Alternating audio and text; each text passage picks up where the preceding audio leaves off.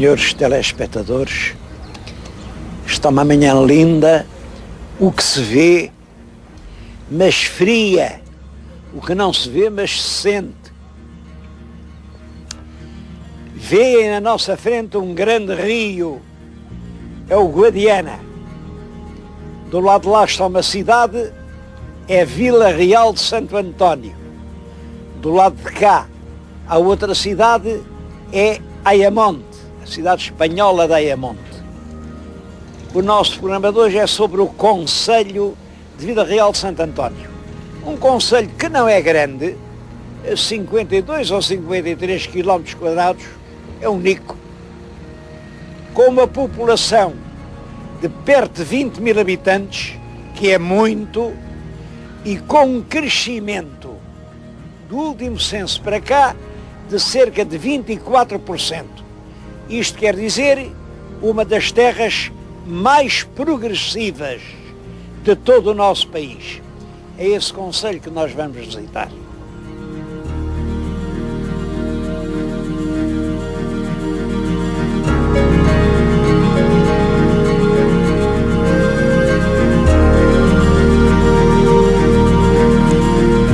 Estamos na margem espanhola do troço terminal do rio Guadiana.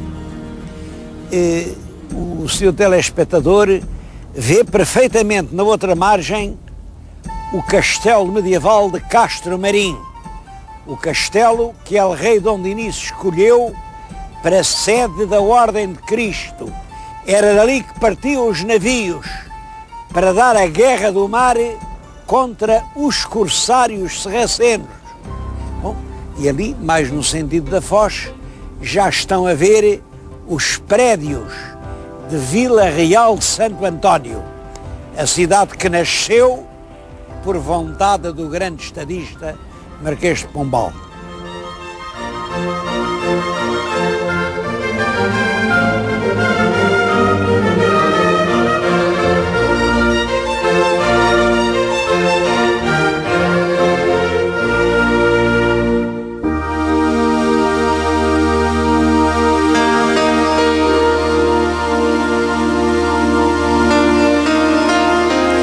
A cidade de Vila Real de Santo António é relativamente moderna. Como cidade, ela data só de 1988, portanto, uma dúzia de anos. Mas mesmo como vila, devo dizer que isto foi sempre vila. Esta terra nunca foi lugar nem aldeia, nasceu logo vila, com o nome de Vila Real, porque era uma vila feita pelo rei, de Santo António. Santo António porque isto substituía-se a um lugarejo de pescadores que havia ali ao pé do mar, chamado Santo António da Arenilha. Ainda hoje, quem lá for, vê umas pedras brancas, mesmo à beira-mar, ali é que era Santo António de Arenilha.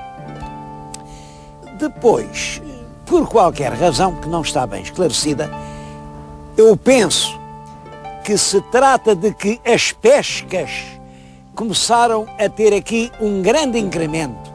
Começaram a vir realmente os cardumes do atum e, portanto, a captura do atum tornou-se altamente remuneradora. Isso leva o Marquês de Pombal a tentar criar uma companhia de Estado, uma companhia majestática, para as pescas no Algarve. Ora bem, a companhia tinha que ter uma sede e é nessa altura, ao mesmo tempo que cria a Companhia das Pescas do Algarve, que ele cria a Vila Real de Santo António. Eu acho que a vila é muito interessante como documento pombalino, como cidade racional, retilínea, desenhada ali na prancha com um tira-linhas e uma régua. Tudo é retilíneo, tudo é perpendicular, aqui não há curvas, não há largos, é uma cidade iluminista, como a concebia o espírito retilíneo do Marquês de Pombal. Também é curioso, ele mandou fazer a praça e mandou ao meio pôr aquele obelisco, aquilo ao meio é um obelisco, mandado colocar pelo próprio Marquês de Pombal. Tem lá a data, 1775. Portanto, foi 2 anos antes de terminar o poder pombalino. Como sabem, Pombal cai quando morre o rei Dom José. Isso acontece em 77. 2 anos antes, ele manda pôr ali aquele obelisco e é muito característico da linguagem empolada e superlativa de que o grande estadista utilizava quando se referia quer ao rei, quer a ele próprio. Bom, o que a pedra diz é assim: a El Rei Dom José I, Augusto, invicto, pio, restaurador das armas, das letras, do comércio, da agricultura, reparador da glória e felicidade públicas, clementíssimo pai dos seus vassalos, protetor da inocência, vingador supremo da opressão, conservador da paz pública, inimigo da discórdia. Aqui acabam os elogios, como viram, são uma dúzia.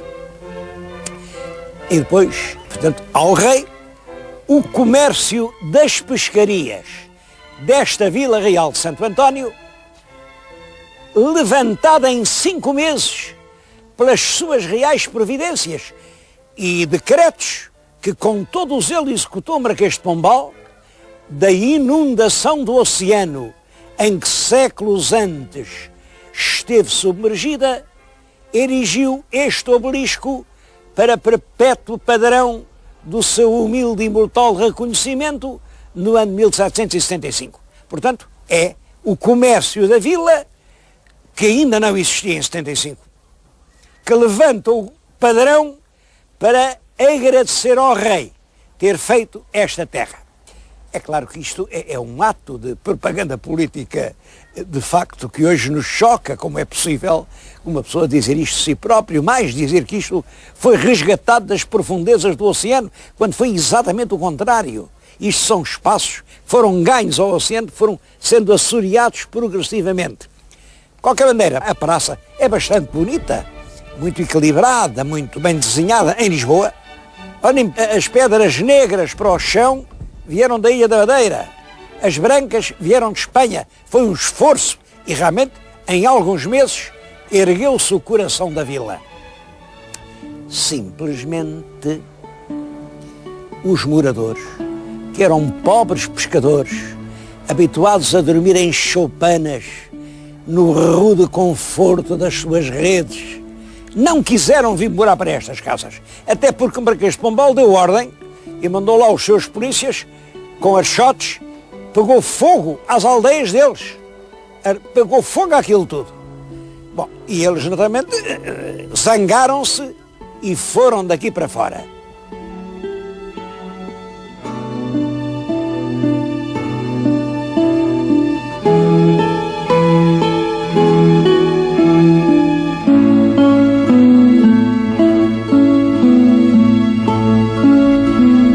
Naturalmente, os pescadores portugueses fizeram o que podiam fazer. Pegaram nas suas redes, que era o seu modo de vida, meteram-se nos pequenos barquinhos e vieram por aí, vieram dar aqui a uma ilhota deserta, uma ilhota que só tinha um poço e uma figueira. Chamavam-lhe a Figueirita, porque tinha uma figueirinha. Depois essa ilhota, com centenas e centenas de pescadores portugueses, desenvolveu-se, a pesca fez-se muito importante aqui, e em 1884 o governo espanhol deu o nome à ilha. É Isla Cristina. Cristina é nome de uma pessoa da família real espanhola. A Ilha Cristina é hoje uma vigorosa povoação de pescadores, ainda há aqui muita gente a trabalhar. Olhem, dizem que naquela draga que ela está, uma parte dos marinheiros ainda são portugueses, dessa gente que fugiu no tempo do Marquês de Pombal.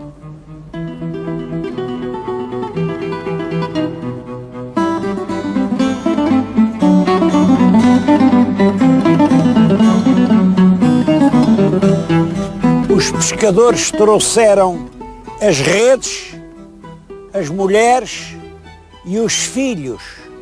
Bom, e em breve construíram as suas primeiras habitações. Não seriam muito diferentes destas. São casas provisórias, tábuas de barcos. E foi assim que nasceu a cidade de Isla Cristina. Ela tem hoje 18 mil habitantes. Eu acho isto curioso. 18 mil habitantes. Exatamente tanto como Vila Real de Santo António. Santo António nasce do poder autoritário do Estado. Aqui Isla Cristina surge da fuga anónima de pescadores perseguidos. Ambas tiveram o mesmo resultado. No início do século XXI, têm 18 mil habitantes.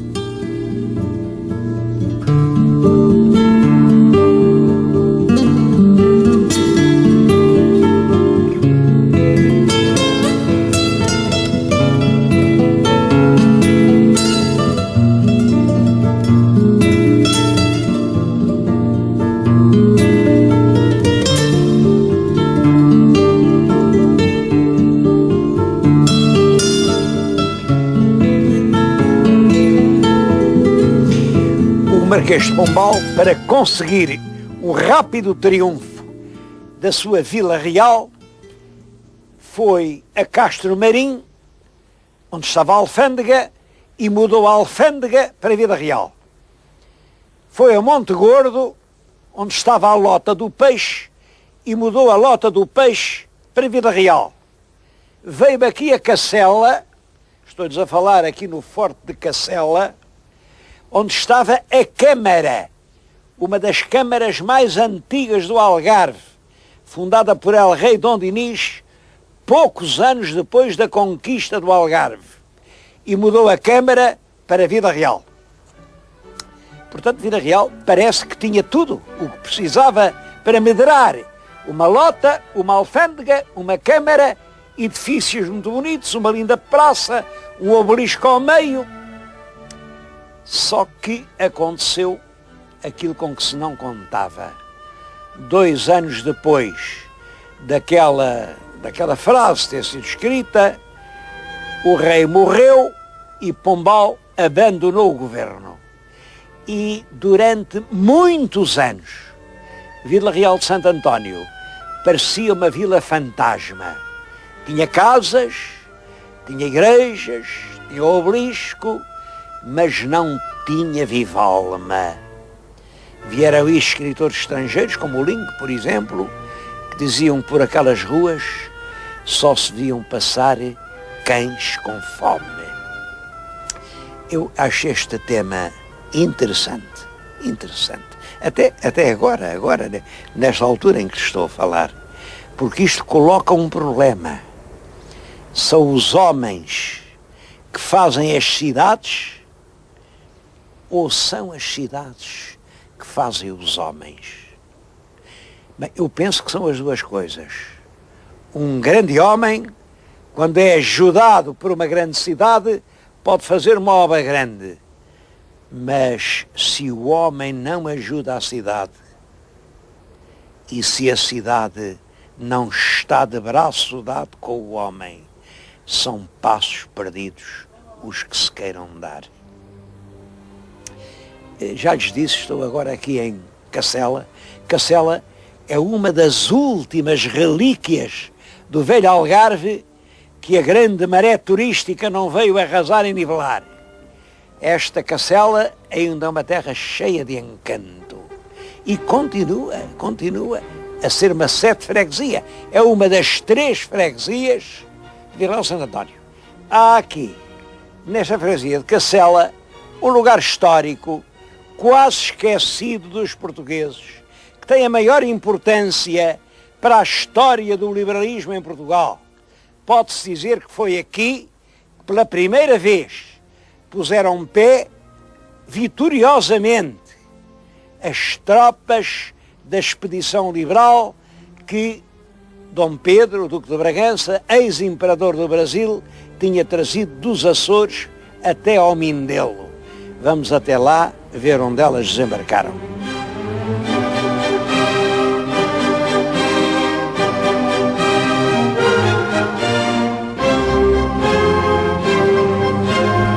Foi aqui muito perto de Cacela que se deu um acontecimento importante e mal lembrado.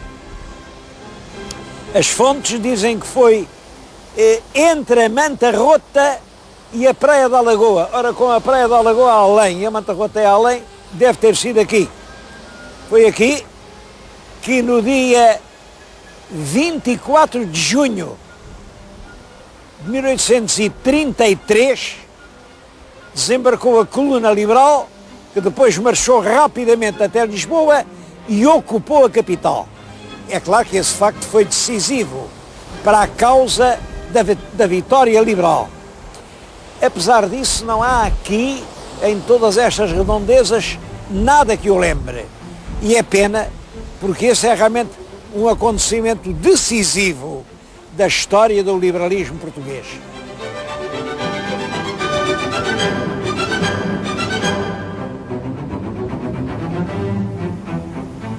Agora eu penso que há um grande herói do liberalismo algarvio, um escritor nascido aqui, que dedicou toda a sua vida à causa que perfilhou. Chama-se João Batista da Silva Lopes. Esse homem esteve preso nos subterrâneos da Torre de São Julião da Barra, às cegas, e mesmo sem ver, ele insistia e conseguiu escrever um livro emocionante, As Memórias dos Presos de São Julião da Barra. É claro, escrever um livro às escuras aconteceu o que não podia deixar de acontecer. Ele cegou, ficou cego para escrever esse livro, que é, repito, para mim, o mais empolgante livro de memórias que jamais se escreveu em Portugal. Escreveu na cadeia por razões puramente políticas, por nunca abdicar do ideal de um liberalismo que criasse uma pátria em que todos os portugueses fossem iguais e fossem irmãos.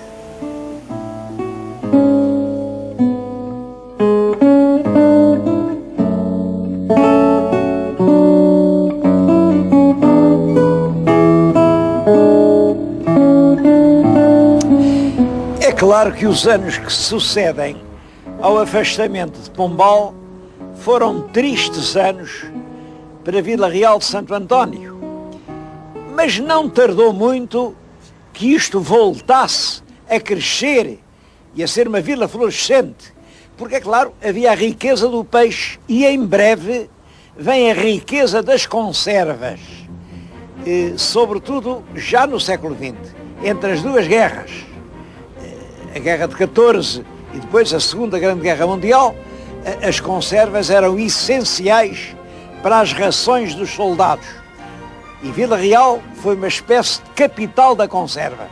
Olhem, eu estou-lhes a falar aqui no terraço de um hotel, feito em 1926, e feito por um homem, eu ainda o conheci, que era Ernesto Corrodi, um homem cujo nome está muito ligado ao Castelo de Leiria e que fez muito por Leiria.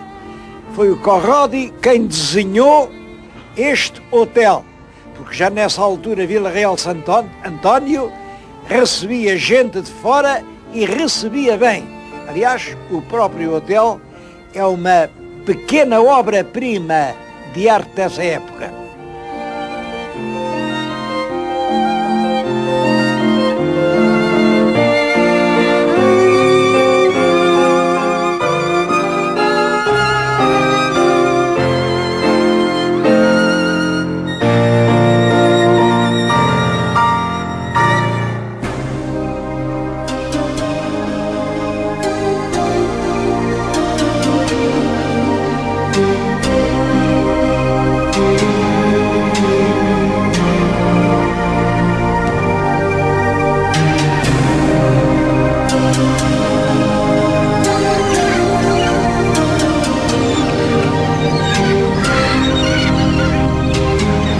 Este aqui é o Porto de Pesca de Vila Real Santo António.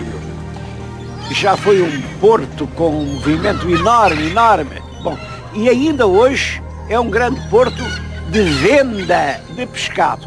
De venda, mas não de pesca.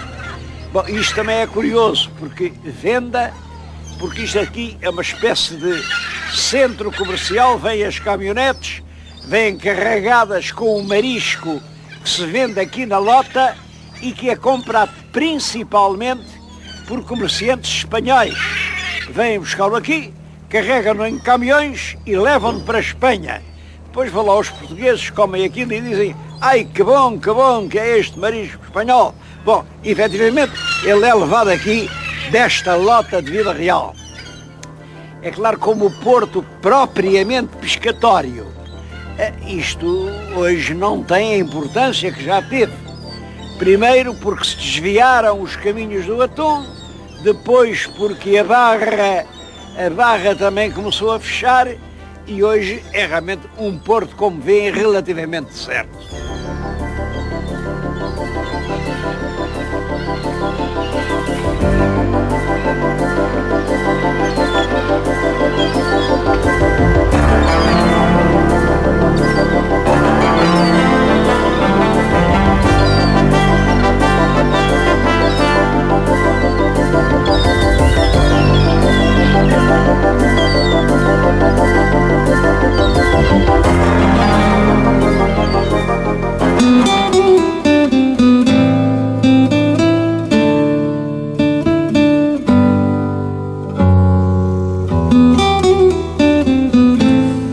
A terceira freguesia do concelho de Vila Real Santo António é Monte Gordo.